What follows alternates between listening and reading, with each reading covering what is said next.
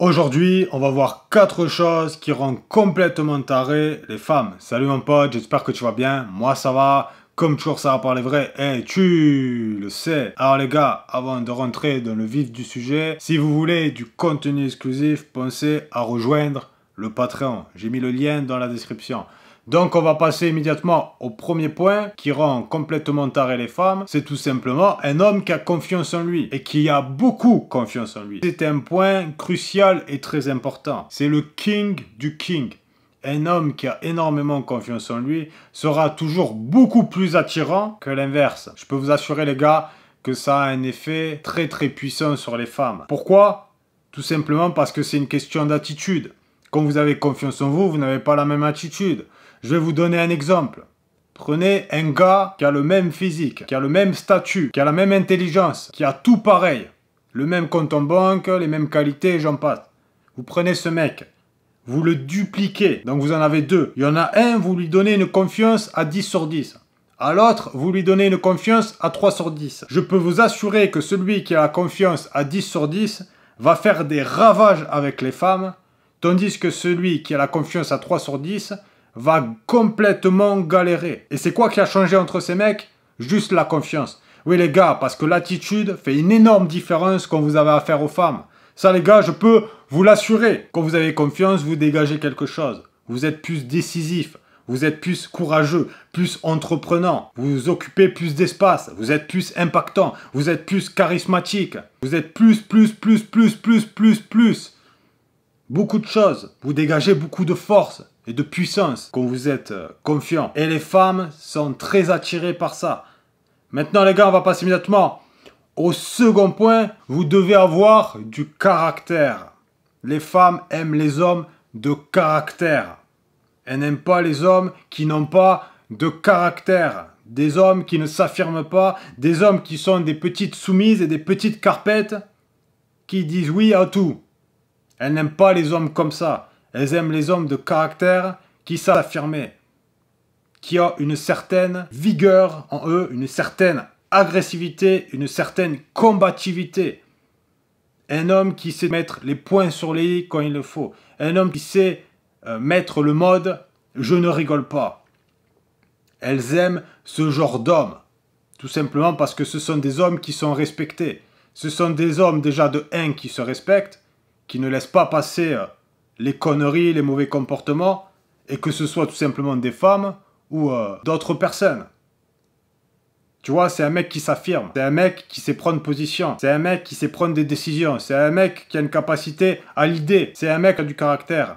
Et un homme qui a du caractère sera toujours beaucoup plus attirant pour une femme qu'un homme qui manque de caractère. Donc vous devez avoir en vous cette animalité. Les femmes aiment savoir qu'un homme a cette animalité en lui, mais qui ne l'utilise pas forcément. Mais elles aiment savoir que tu as cette vigueur, cette combativité, cette agressivité en toi. Comprenez les gars, vous devez avoir les deux polarités. C'est-à-dire que vous devez être capable d'être dur, ferme, intransigeant, de savoir mettre le mode « je ne rigole pas » et d'avoir aussi ce côté doux et tendre. Alors bien sûr les gars, je ne vous dis pas d'être un cœur d'artichaut, pas du tout.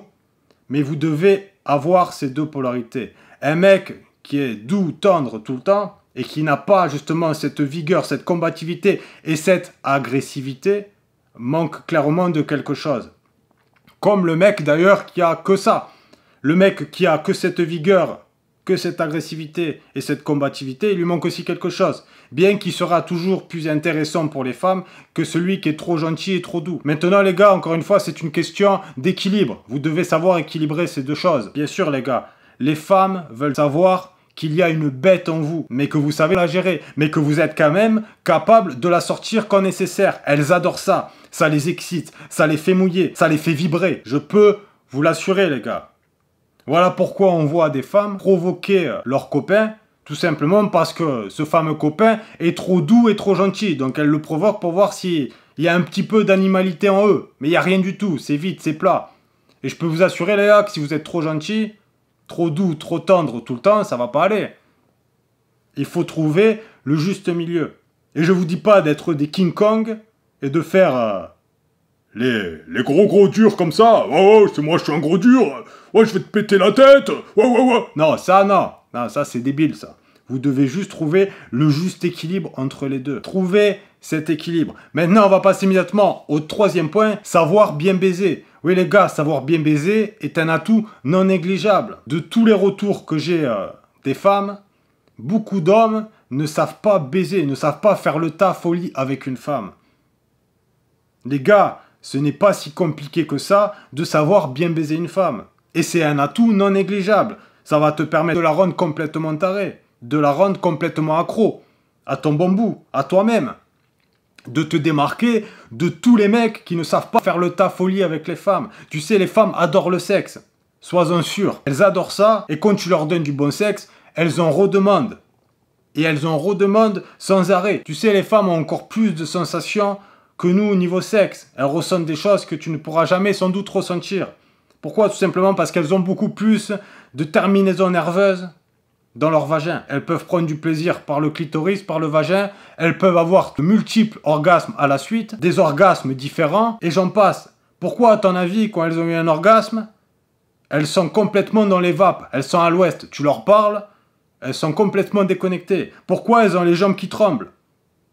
Pourquoi elles ont les pupilles qui se dilatent? Parce que leur orgasme est tout simplement très puissant. Donc mon pote, oui, tu dois faire le taf au lit avec elles. Lui donner de forts orgasmes. Et ne pas faire ça pendant 5 minutes. Tu dois tenir un minimum de temps. Et si mon pote, tu n'arrives pas à tenir longtemps, j'ai fait une vidéo sur le Patreon qui est très détaillée et très complète. Donc je t'invite vivement à aller la voir si ça t'intéresse. Mais ça, c'est indispensable. Si tu veux être un bon coup, si tu veux bien faire le taf avec les femmes, tu dois savoir tenir un minimum de temps. Donc tu dois savoir tenir longtemps. Ça, je peux te l'assurer, mon pote. Ensuite, sache un truc. Le sexe va te permettre de créer une connexion physique et émotionnelle avec les femmes. Tu sais que les femmes sont très émotionnelles. Tu vas connecter ces émotions avec toi. Vous allez faire une symbiose. Si tu es capable de faire ça, mon pote, je peux t'assurer que tu vas les rendre dingues. Rends ce moment spécial avec elles. Faut qu'elles se disent ça. C'est un moment incroyable, c'est un moment spécial. Cet homme a un don. Je ne vais pas rentrer beaucoup plus dans les détails à ce niveau-là. Et j'en ferai d'ailleurs une vidéo sur le Patreon, je pense. Comment créer une forte connexion émotionnelle au lit avec une femme. Comment bien faire le taf au lit avec une femme. Tu vois mon pote, il faut y aller. Faut pas faire semblant. Et il faut savoir varier les rythmes. S'occuper comme il faut de l'exciter, des préliminaires. Le regard, le toucher. Les embrassades. Et j'en passe. Comme je t'ai dit, on ne va pas rentrer dans les détails à ce niveau-là. Mais tu dois savoir faire le taf au lit. Je peux t'assurer que c'est un atout non négligeable. Un mec qui sait bien faire ce qu'il faut au lit avec elle, je peux t'assurer qu'il restera beaucoup plus longtemps dans son esprit. Ça, c'est une certitude. Maintenant les gars, on va passer immédiatement au quatrième et dernier point. Ne pas être réactif. Les gars, ne soyez pas dans la réaction avec les femmes. Les hommes qui ne sont pas dans la réaction montrent qu'ils ont une stabilité émotionnelle. Et automatiquement, ils sont beaucoup plus attirants pour elles. Pourquoi? Parce que déjà de 1, vous savez très bien que les femmes sont émotionnelles. Donc elles ont besoin de quelqu'un qui est plus stable qu'elles émotionnellement pour rééquilibrer la balance. Tout s'équilibre dans la vie. T'as le chaud et le froid. T'as le blanc et le noir. T'as la nuit et le jour. Donc si elle est émotionnelle, toi tu ne dois pas être émotionnel. Et tu dois avoir justement cette stabilité émotionnelle. C'est des choses qui s'équilibrent. Ça la rassure. Elle se sent en sécurité, protégée. Protégée déjà de 1 d'elle-même, de ses impulsions, de ses émotions qui fluctuent, et protégée vis-à-vis du monde. Si tu es stable émotionnellement, tu vas être capable de prendre des décisions intelligentes, rationnelles, logiques. Elle, c'est l'émotion, toi, t'es la logique. Alors je sais les gars, on est tous remplis d'émotions, mais vous devez apprendre à les gérer. Je sais que c'est pas simple des fois, je vais pas dire le contraire.